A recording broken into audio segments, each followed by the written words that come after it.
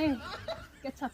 ठिकै छ त कहाँ गएको थिइस् यत्रो दिनसम्म म त आएको बेला सिङ्गापुर गएर आऊ थाहा छ त नभएको बेला सुशीला म्यामले इक्जाम लिनु भएर हाम्रो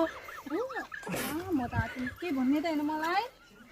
केही भन्नुहुन्न यहाँ के भयो त नभएको बेला के भयो good morning class good morning ma'am पर्सेन्टे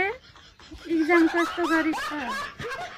म बल्ल तल पास भयो म्याम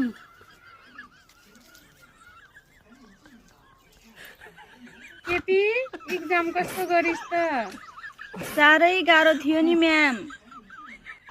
कहाँ चढ्नु त आथिस र पर्सेन्ट देखाएन त्यो पर्सन्डे भनाउने त सिकाउँदै सिकाएन अनि त कसले गर्यो त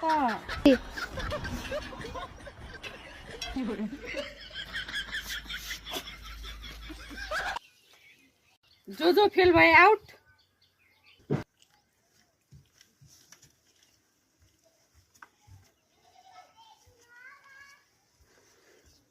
सेरी त पनि आउट